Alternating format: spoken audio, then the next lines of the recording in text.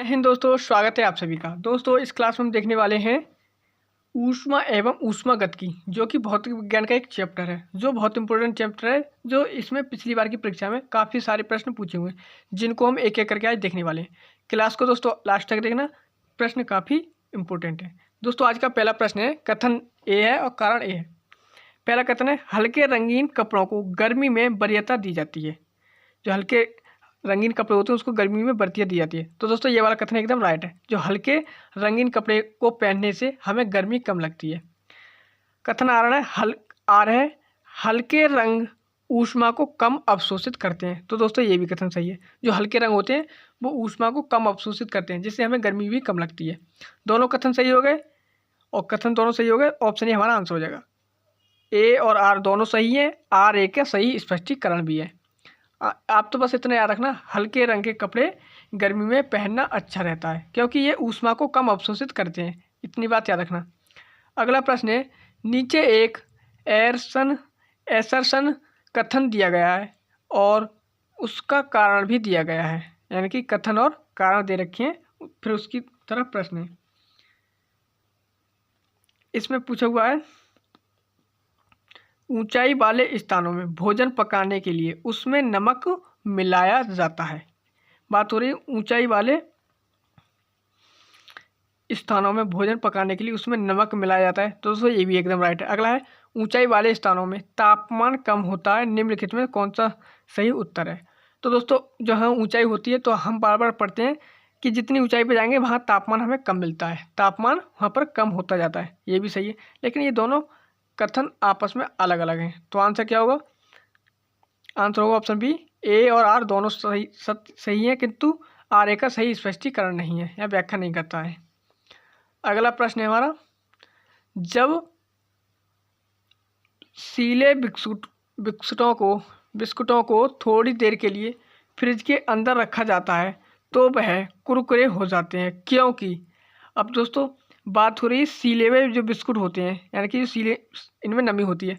जब ये इन्हें फ्रिज के अंदर रखेंगे तो इनकी जो नमी होती है वो ठंड के कारण, फ्रिज के ठंड के कारण वो जम जाती है। जब नमी जमेगी तो वो बर्फ़ बन जाएगी। जब बर्फ़ बन जाएगी तो क्या होगा? बर्फ़ तो कुरकुरा होगा। बर्फ़ क्या होता है? खरा हो जाता, कुरकुरा हो जाता है। तो क्या आंसर होगा इसमें हमारा?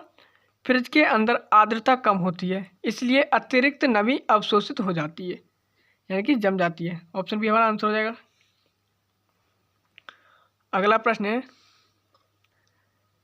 तापगतिकी का प्रथम नियम सामान्यतः किससे संबंधित मामला है? तापगतिकी का प्रथम नियम सामान्यतः किसके संबंध मामला है? तो किस, यानी कि तापगतिकी का प्रथम नियम दिया है वो किसने दिया है? तो वो किसने दिया है? तो वो दिया है, यह है ऊर्जा के संरक्षण के नियम। ऊर्जा के संरक्षण का नियम है। तापगतिकी का प्रथम नियम सामान्यतः किससे संबंधित है? तो वो ऊर्जा के संरक्षण नियम से संबंधित है। अगला प्रश्न है, दो निकायों के बीच ऊष्मा के प्रवाह की दिशा निर्भर करती है।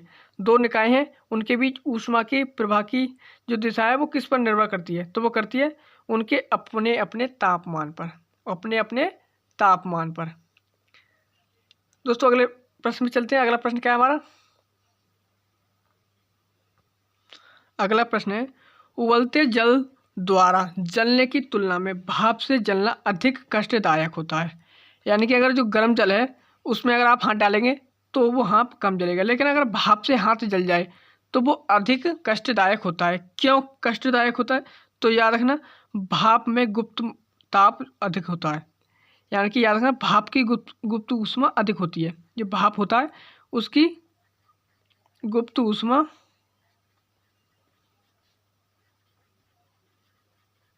अधिक होती है। बात आप तो बस इतना याद रखना, भाप की गुप्त ऊष्मा अधिक होती है, इसलिए क्या होता है, भाप से जो हमारा हाथ जलता है वो अधिक कष्टदायक होता है, ज़्यादा जलता है। अगला प्रश्न है, निम्न में से किसमें संवहन होता है?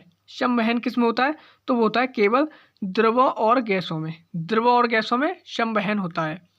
अगला प्रश्न है, कोई पिंड ऊष्मा का सबसे अधिक अवशोषण करता है जब वह हो। कोई पिंड है वो ऊष्मा का सबसे अधिक अवशोषण कब करेगा? जब वह हो काला एवं खुरदरा। काला, अगर आप काले कोई पट्टी ले लीजिएगा काला, या काला कुछ भी ले लीजिए, अगर आप उस पर प्रकाश डालेंगे या फिर उसमें डालेंगे तो वो वापस नहीं आती है। ऐसे ही खुरदरेपन पे डालेंगे तो भी वापस नहीं आएगी। तो याद रखना काला और खुरदरा। अगला प्रश्न है, आपेक्षिक आर्द्रता को किस रूप में व्यक्त किया जाता है? आपेक्षिक आर्द्रता को किस रूप में व्यक्त किया जाता है? तो प्रतिशत में व्यक्त किया जाता है। अगला प्रश्न है, भीषण सर्दी में ठंडे देशों में पानी की पाइपलाइनें फट जाती हैं। अब तो दोस्तों ये बहुत सरल प्रश्न है, आपको भी पता होगा। जो भीषण सर्दी में ठंडे देशों में पानी की पाइपलाइन क्यों फट जाती है? क्योंकि उसके अंदर का पानी जम जाता है। उसके अंदर का पानी क्या होता है? जम जाता है। क्योंकि जमने पर पानी फैलता है, जमने पर पानी फैलता है। अगला प्रश्न है, वह तापमान जिसका पाठ्यांक फ़ारेनहाइट और सेल्सियस दोनों पैमाने पर वही होता है। हमसे पूछा है फ़ारेनहाइट और सेल्सियस दोनों में बराबर हो। फ़ारेनहाइट और सेल्सियस में बराबर कब होता है? तो ये होता है -40 डिग्री सेल्सियस पर। -40 डिग्री सेल्सियस पर फ़ारेनहाइट और सेल्सियस दोनों बराबर होते हैं। अगला प्रश्न है, निम्न तापमान किसके द्वारा मापा जाता है? निम्न तापमान किसके द्वारा मापा जाता है? तो ये एल्कोहल थर्मामीटर के जो निम्नतम तापमान है वो एल्कोहल थर्मामीटर के द्वारा मापा जाता है। याद रहेगा, निम्नतम तापमान एल्कोहल थर्मामीटर के द्वारा नापा जाता है। अगला प्रश्न है, थर्म किसका यूनिट है? थर्म किसका यूनिट है? तो ये ऊष्मा का यूनिट है। थर्म की बात हो रही है, ये ऊष्मा का यूनिट है। दोस्तों ये क्लास हम यहीं तक रखते हैं, मिलेंगे अगली क्लास में और 26 से आगे के प्रश्न अगली क्लास में देखेंगे। दोस्तों प्रश्न काफ़ी बार परीक्षा में पूछे हुए हैं, इंपॉर्टेंट है, आप इनको याद कर लीजिएगा।